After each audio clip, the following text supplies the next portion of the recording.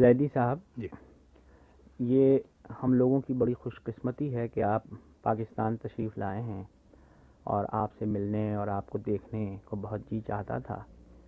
اور یہ بھی خوش قسمتی کی بات ہے کہ آج آپ لطف اللہ خان صاحب کے دولت خانے پہ تشریف رکھتے ہیں. تو اس موقع سے فائدہ اٹھا کر میں آپ کے بارے میں کچھ باتیں پوچھنا چاہوں گا. پہلے تو آپ ذرا مختصراً اپنے حالات زندگی ارشاد فرمائیے. جناب مشفق خواجہ صاحب، میں اسے اپنی خوش بختی تصور کرتا ہوں کہ مجھے جناب لطف اللہ خان صاحب کے اس حیرت کدے اور نعمت کدے تک پہنچانے کا آپ وسیلہ بنے، اور یہ موقع مجھے فراہم ہوا کہ یہاں میں بھی ایک عظیم الشان مجمع میں شامل ہو جاؤں، باوجود اس تنہائی کے کہ جو اس وقت اس کمرے کو محیط ہے. جہاں تک میرے واقعات زندگی کا تعلق ہے، اس میں کسی تفصیل میں تو جانے کی گنجائش نہیں ہے. یہ عرض کروں گا کہ میں اتر پردیش جو ہندوستان کی ایک ریاست ہے، اس کے ضلع اعظم گڑھ میں،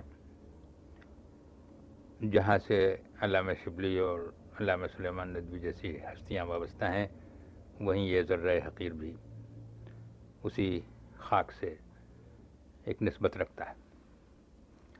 اور وہاں میں 9 مارچ 1916 کو پیدا ہوا.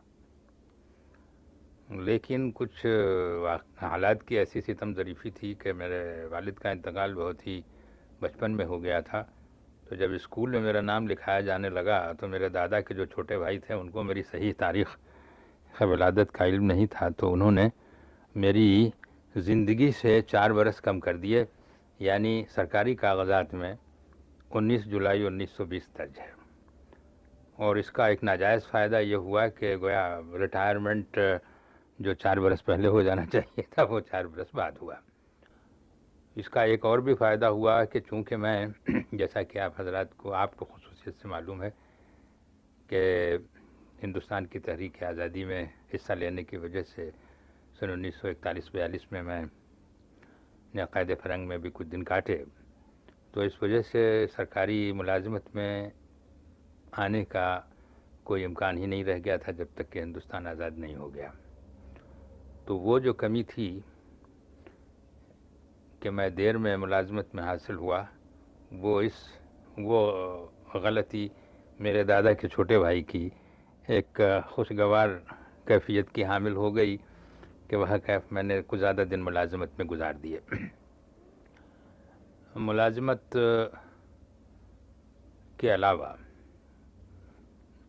لکھنے پڑھنے کا پیشہ ملازمت سے زیادہ شدت کے ساتھ میرے اوقات مجھ سے مانگتا رہا، اور میں جتنی کشادہ دلی مجھ سے ممکن تھی میں وہ اوقات دیتا رہا اس کو. اور صرف ایک بات ہے کہ میں نے علامہ شبلی کے بارے میں یہ سنا تھا کہ ان کا یہ طریقہ تھا کہ صبح کو 2 گھنٹے ہمیشہ وہ بغیر ناغے کے لکھنے پڑھنے کا کام کیا کرتے تھے. تو میں نے بھی یہی صورت اختیار کی کہ نماز صبح کبھی قضا نہیں ہونے دی، اور ہمیشہ اول وقت نماز پڑھی، اور نماز پڑھنے کے بعد براہ راست اپنے وظیفے میں مشغول ہو جاتا تھا جو لکھنے پڑھنے کا ہے.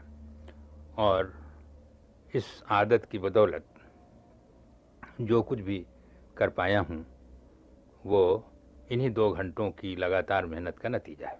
اس کے بعد سارا دن میں نہایت ہی پابندی کے ساتھ اپنے فرائض منصبی انجام دیتا تھا، اور اس میں سوائے ان لمحوں کے کہ جب کوئی ادیب یا شاعر یا کوئی ادب دوست دفتر میں ملنے نہ آ جائے، میں اور دوسرے کاموں میں ضائع نہیں ہونے دیتا تھا. یہ بھی خوش قسمتی تھی کہ مجھے جو کام ملا تھا وہ بھی لکھنے پڑھنے سے متعلق تھا. میری شاعری کا آغاز بہت ہی شروع زندگی میں ہوا. یعنی جہاں تک میری یاد کام دیتی ہے، میں 8-9 برس کا تھا کہ جب میں نے نعت کے چند شعر نظم کیے. اور ایک ہمارے ہاں مولانا جرار حسین خان صاحب تھے، وہ ایک رسالہ ایک ہفتہ وار جونپور سے المصطفیٰ کے نام سے نکالا کرتے تھے.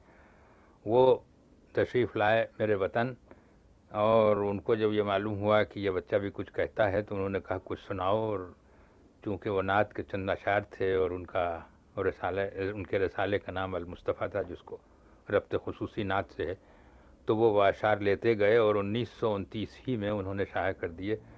تو اب 1929 سے لے کے آج تک یہ شکایت کبھی نہ ہوئی کہ اس نعت کی برکت سے جو کچھ لکھا ہے وہ شائع ضرور ہو گیا، سوائے اس کے کہ جسے میں نے خود ابھی تک اس قابل نہ سمجھا ہو کہ اسے اشاعت کے لیے دوں. آپ کو معلوم ہے کہ کئی کتابیں میری شائع ہو چکی ہیں، اور تازہ ترین کتاب میری غزلوں کا مجموعہ ہے نسیم دشت آرزو، اور یہ غالباً 34ویں کتاب ہے جو شائع ہوئی ہے. جہاں تک شاعری کا تعلق ہے، یہ چوتھا مجموعہ ہے. سب سے پہلا مجموعہ رگ سنگ 1942 میں حیدرآباد سے شائع ہوا تھا. اس کے بعد دوسرا مجموعہ دائر سحر دلی سے سن 60 میں شائع ہوا، اور اسی کے آس پاس 61-62 میں میری غزلیں کے نام سے غزلوں کا ایک مجموعہ شائع ہوا. پھر انجمن ترقی اردو نے انتخابات کے سلسلے میں ایک چھوٹا سا انتخاب شائع کیا ہے، اور اب اسے 5واں مجموعہ سمجھیے نسیم دشت آرزو. اس کے علاوہ نظموں کے 2 اور مجموعے زیر ترتیب ہیں.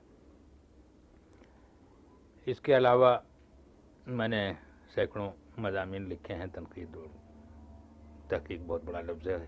مشفق خواجہ صاحب، آپ کے سامنے یہ نام لیتے ہوئے گھبراتا ہوں، اس لیے کہ آپ اس میدان کے شہسواروں میں ہیں، اور میں واقعتاً آپ کی اور آپ کے کام کی دل سے عزت کرتا ہوں. لیکن سینکڑوں مضامین لکھے ہیں.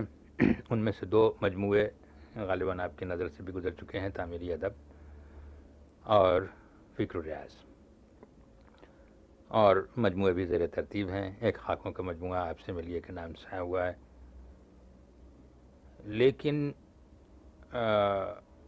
اس کے بعد میں تنقید اور شاعری کے بعد میں تحقیق کی طرف کچھ بہک گیا، اس لیے کہ میری زندگی جتنی مشغول رہی ہے اس میں تحقیق کی جیسے جاسوس کام کی نہ فرصت تھی، اور مجھے جرأت نہیں کرنا چاہیے تھی.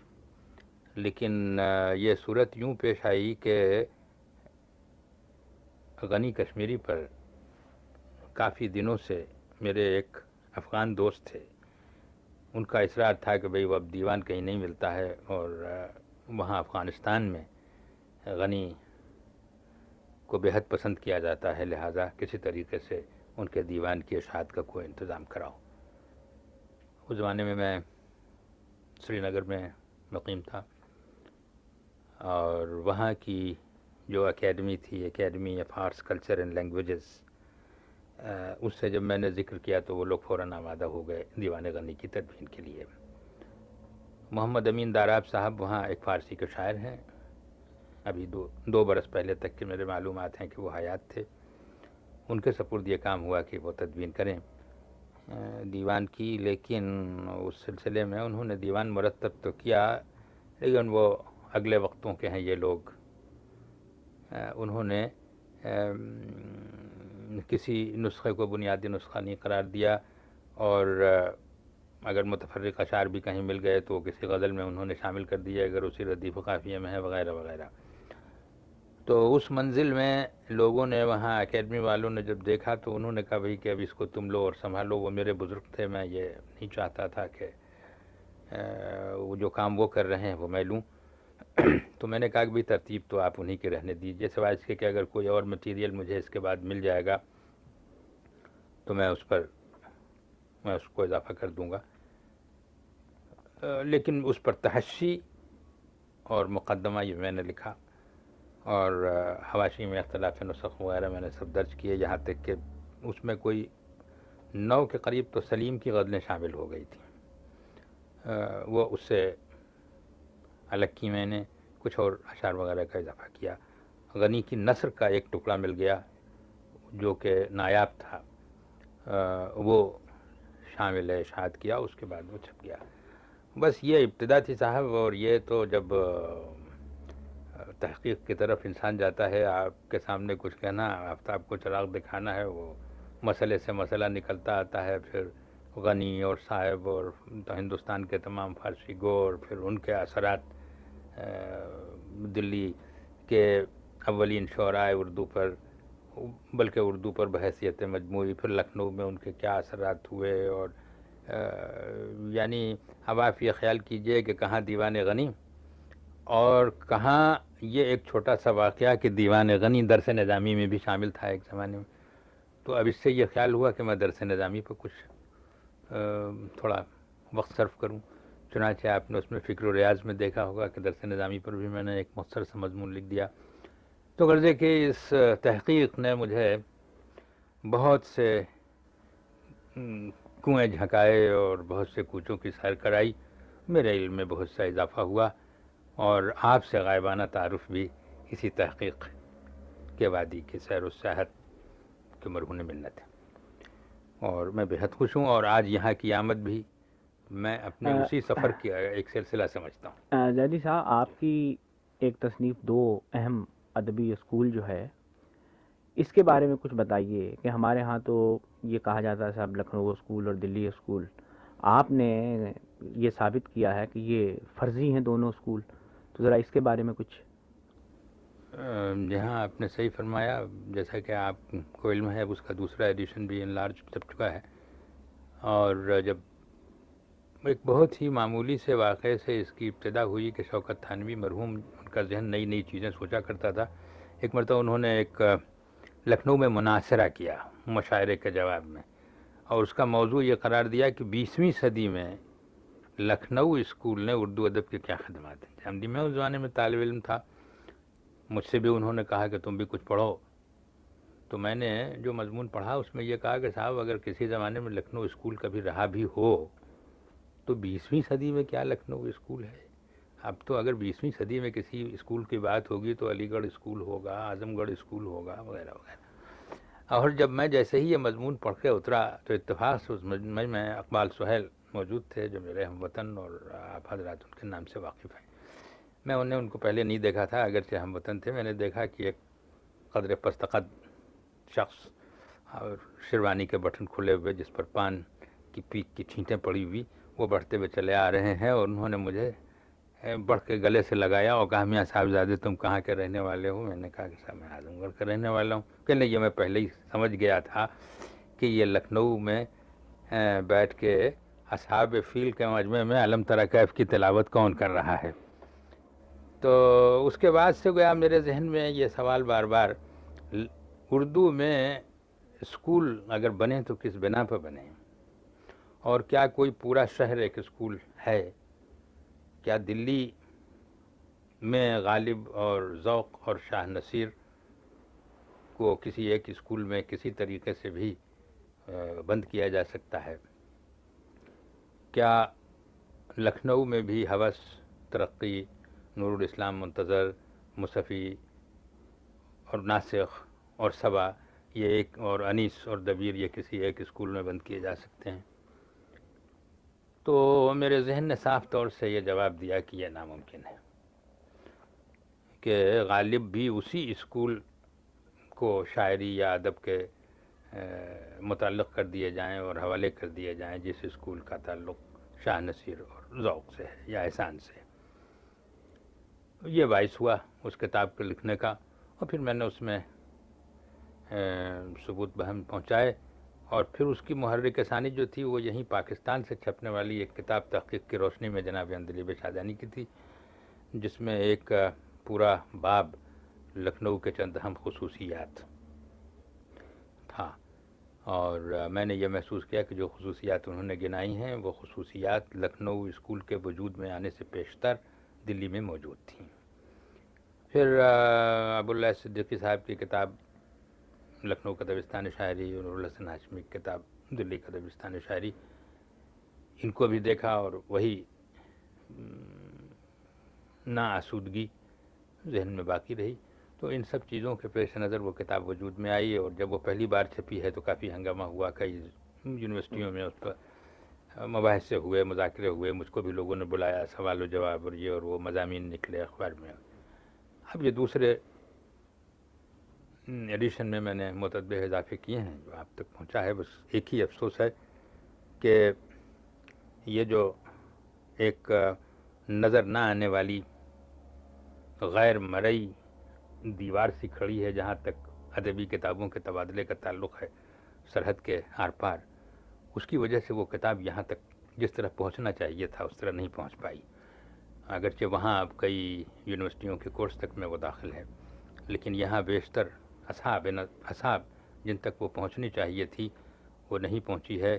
اور سوائے اس کے کیا کہوں کہ وائے بر جان سخن گر بسخندہ نہ رسد. تو اس کتاب کا یہ ہے.